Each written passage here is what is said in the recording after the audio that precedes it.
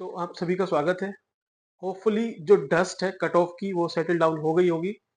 तो इस वीडियो में हम मेन जो कट ऑफ से रिलेटेड क्वेरीज है उसको देखेंगे।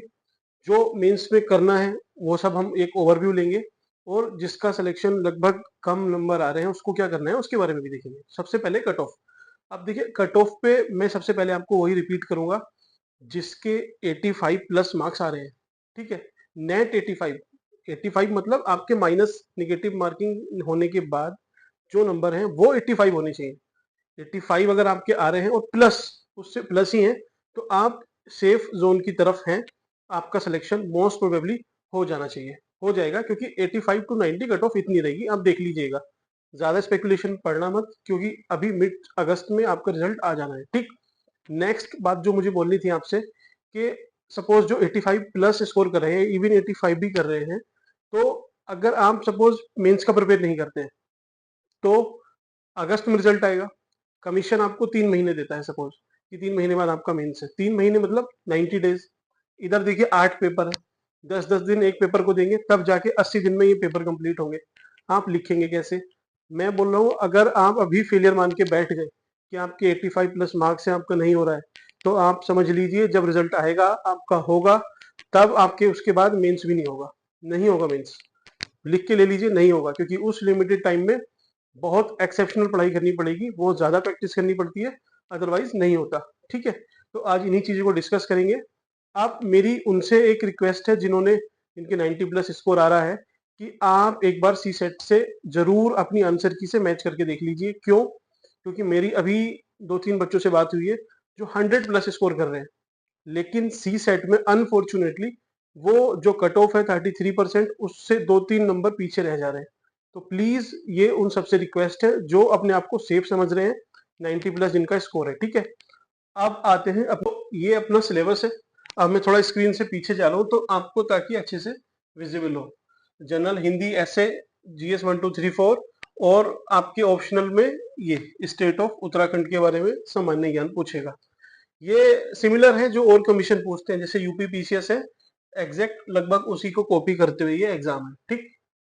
अब हमें इसको तैयार कैसे करना है, तो सबसे पहले इसके थोड़े से चलिए PYQs देख लेते हैं, ताकि आपको थोड़ा आइडिया लगे कि पूछता कैसे। ये हिंदी का है। हिंदी में आप देखिए क्वेश्चन कैसे है। 20 शब्दों में लिखना है, 1 नंबर का क्वेश्चन है। क्या है कि महामारी बढ़ने की संभावना है, इसको आपको शुद्ध करना है, मीन्स करेक्ट करना है, कैसे लिखा जाना है इसको। तो ये इजी है।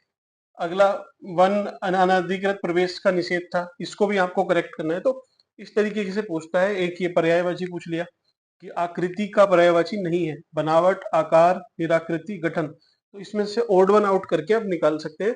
हिंदी ज्यादा टफ नहीं रहेगी। इसके लिए आपको एक PYQs की बुक ले लेनी है। ठीक है, बुक का नाम मैं आपको सजेस्ट कर दूंगा। उससे क्या होगा, आपको हिंदी पर ज्यादा टाइम नहीं देना, सफिशियंट है, आपका इजिली हो जाएगा। ठीक है, ये पॉलिटी के कुछ क्वेश्चन है। ठीक है, इसको, इसके बाद हम सिलेबस भी देखेंगे। पहले क्वेश्चन देख लीजिए। मनी बिल फाइनेंस बिल में डिफरेंस पूछ रखा है। अगला, इंडिया इज रिपब्लिक स्टेट, इससे क्या मतलब है? तो अब देखिए, इसने रिपब्लिक तो पूछ लिया, आपको क्या करना है, प्रेम्बल तैयार करनी है। प्रेम्बल में सोशलिस्ट, सेक्युलर और जितने भी वर्ड लिखे गए हैं, सोवेरेन, उन सबके एक बार 2-2 लाइन में, 3-3 लाइन में मतलब समझ लेने हैं, ताकि आप नेक्स्ट क्वेश्चन आएगा तो इसी से कुछ मिलता हुआ आएगा। ठीक है, कुछ हवा हवाई कुछ नहीं आएगा। GDP GNP का डिफरेंस तो बेसिक क्वेश्चन है। अब देखिए, composition of national human right commission, जितने कमीशन बॉडी हैं, bodies plus quasi judicial body जितनी है कॉन्स्टिट्यूशन में, उसका एक फ्रेमवर्क होता है। वो मैं आपको बता दूंगा, शॉर्ट ट्रिक है, 5-6 पॉइंट रहेंगे, एक बार उसको आपने समझ लिया, कुछ भी बॉडी पूछे वही लिख देना। ठीक है, तो ये आपको मैं मोटा मोटा बता रहा हूँ। ये हिस्ट्री का है। हिस्ट्री में देखिए, इसमें थोड़ा सा स्पेसिफिक पूछता है कि चंद्रगुप्त मौर्य के बारे में पूछेगा। ठीक है, पुराणास के बारे में पूछ लिया इसने, मंगोल के बारे में। लेकिन इसका क्या है, आपको एक जनरल एक स्ट्रक्चर पता होना चाहिए, ताकि जो आपको आता है वो तो आप इजीली लिख ले, जो नहीं आता है उसको कैसे लिखना है वो भी मैं आपसे डिस्कस कर लूंगा। ठीक है, ये हिंदी का अपना सिलेबस है।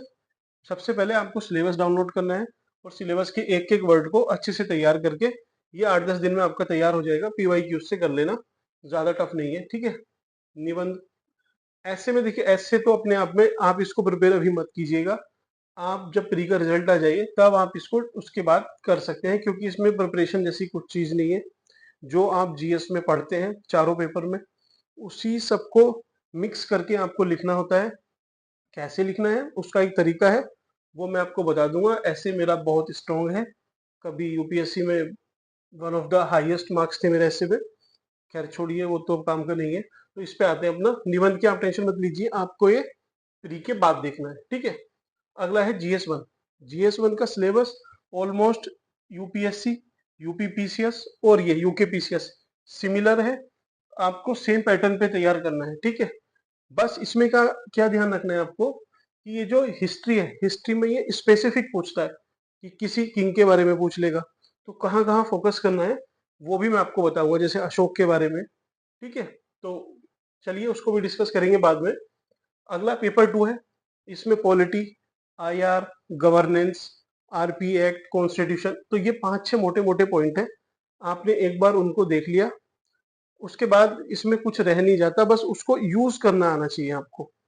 पढ़ा आपने कितना है वो जरूरी नहीं है मेंस में, आपको क्या वो लैंग्वेज आती है कि कैसे अपनी बात को ट्विस्ट करके क्वेश्चन के अकॉर्डिंग मोल्ड करके लिखना होता है। जिसको वो आ जाती है वो रिपीटेड निकालते हैं, तो उसमें भी कोई इश्यू नहीं है। अगला इसमें देखिए इकोनॉमी पूछता है, एनवायरमेंट और बायोडाइवर्सिटी इसने अलग से मेंशन किया हुआ है, इंटरनल सिक्योरिटी, डिजास्टर मैनेजमेंट। देखिए उत्तराखंड का एग्जाम है, डिजास्टर मैनेजमेंट पे तो आपको तैयार रहना ही रहना है। क्वेश्चन इस पे पूछेगा, ठीक, इस बार पूछेगा ही पूछेगा, हर बार पूछता है।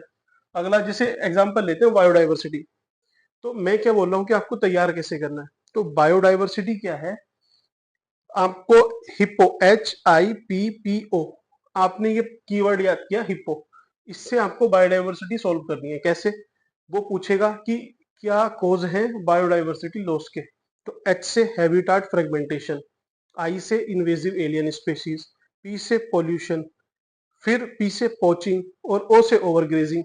हिप्पो से 5 पॉइंट मिलके जैव विविधता को सॉल्व करने के वो सॉल्यूशन पूछेगा। तो यही है कि भाई हैबिटाट जो फ्रेगमेंटेशन हो रहा है उसको कम कीजिए, पोल्यूशन कम कीजिए, ओवर ग्रेसिंग पे कंट्रोल कीजिए। आपको बस एग्जांपल देते जाना है, ज्यादा टफ नहीं है, बहुत इजी है, तरीके से आपको आना चाहिए, ठीक है। अगला ये एथिक्स का पेपर है। एथिक्स भी कुछ नहीं है, प्योर अभी जो रिसेंट एग्जांपल है इसका आपको एक कंपाइलेशन रखना है अपने पास, और जो कीवर्ड्स है इन सब की एक सिंगल डेफिनेशन, बस उसमें एग्जांपल कोड करते जाइए। एग्जाम में आपको बहुत नंबर देके जाएगा, ये तो बहुत इजी है।